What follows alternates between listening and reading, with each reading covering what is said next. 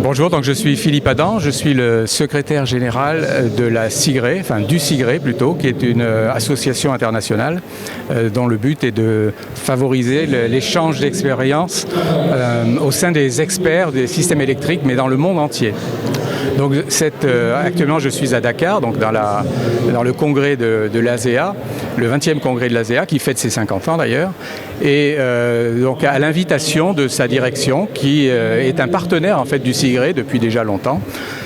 Juste pour rappeler que le CIGRE, l'année dernière, a fêté ses 100 ans. Donc le CIGRE est un peu plus âgé, je dirais, que la ASEA, mais nous partageons beaucoup d'expériences ensemble parce que nous souhaitons favoriser les échanges entre les experts, et en particulier en Afrique.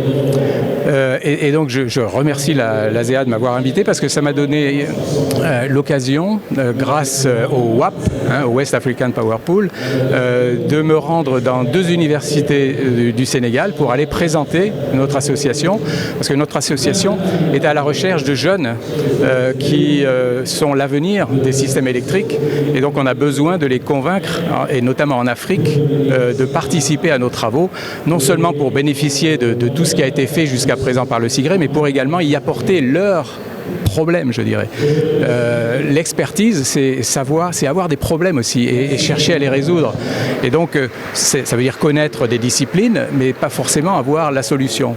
Et donc, le CIGRE est là pour permettre à ses membres de se réunir, de poser les problèmes ensemble. Certains ont souvent la solution, on en discute, on débat, et à la fin, on est enrichis les uns des autres et on est encore plus savant, on a encore plus de connaissances pour progresser quand on revient dans son pays. Donc c'est comme ça que fonctionne le CIGRE depuis sa création, donc en 1921. C'était au départ une conférence internationale des grands réseaux électriques, c'était d'ailleurs la CIGRE. Et cette année, donc, on va, à la fin du mois d'août, avoir la 49e édition de ce congrès. Donc je suis ravi d'être ici à Dakar parce que vient d'être créé au niveau de l'Afrique de l'Ouest le 61e comité national du CIGRE. Et donc il va permettre à tous les jeunes, mais aux entreprises, aux universités de cette région d'Afrique, d'accéder à tout le savoir accumulé depuis de nombreuses années par le CIGRE, donc sur les réseaux électriques.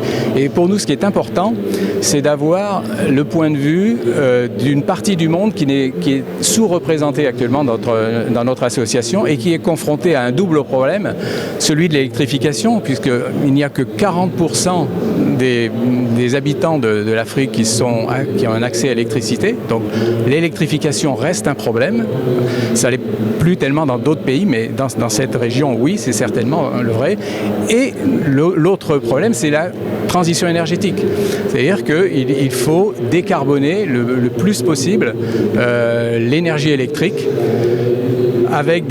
On est en transition, donc on va continuer encore pendant certaines années à consommer des énergies fossiles parce qu'on a besoin d'électrifier, on a besoin de donner accès à tout le monde à l'électricité, mais en même temps il faut penser à développer les énergies renouvelables, à développer les solutions techniques qui permettent à ces énergies renouvelables d'être efficaces. Donc il faut pouvoir faire du stockage, il faut également pouvoir développer des interconnexions électriques entre les différents réseaux pour justement mutualiser l'intermittence et réduire l'effet de l'intermittence des énergies renouvelables, puisqu'aujourd'hui les énergies renouvelables c'est essentiellement le solaire, c'est le vent et donc c'est la nature qui en décide à quel moment il y a du vent et à quel moment il y a du soleil. Et on ne maîtrise pas, et pour les ingénieurs un peu partout dans le monde c'est un vrai défi que de compenser cette intermittence. Et donc ici en Afrique, il y a des projets à la fois de l'électrification et à la fois de transition énergétique, de décarbonation de l'énergie. Et je pense qu'il y a tout à gagner, d'une part pour les experts africains de savoir ce qui se fait ailleurs dans le monde, et pour les experts du monde entier, savoir quelles sont les problématiques de ce continent qui sont spéciales pour pouvoir répondre aux défis du futur, décarbonation et électrification. Autour de la transition énergétique a amené à développer des concepts comme les réseaux intelligents ou les mini-réseaux, les mini-grids. Et en fait, aujourd'hui, grâce aux efforts qui ont été faits en direction de la transition énergétique, on a développé des solutions techniques qui deviennent beaucoup plus abordables que par le passé. Aujourd'hui, on fait des réseaux qui sont autonomes de petite taille, alors qu'avant c'était impensable compte tenu des coûts qu'il y avait pour le photovoltaïque, pour l'éolien. Aujourd'hui, on a changé la donne, c'est-à-dire qu'il est possible de faire des réseaux de petite taille qui soient intelligents, qui permettent à la fois de produire de l'énergie intermittente, de stocker. Et du coup, ça devient des solutions d'électrification. Là où il n'y a pas de réseau pour apporter l'électricité, avant, il fallait tirer des lignes depuis un réseau principal pour aller vers des zones non alimentées. Aujourd'hui, avec ces systèmes de mini-grid ou micro-grid, réseau intelligent, eh bien, on peut envisager une autre solution pour l'électrification rurale ou pour l'électrification de façon générale.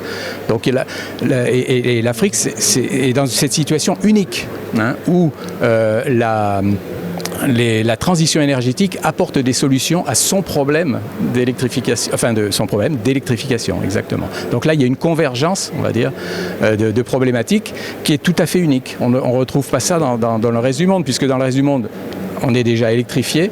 Par contre, on a besoin de décarboner l'énergie, on a besoin de changer les modes de production de l'énergie, de changer la façon dont on gère les réseaux pour pouvoir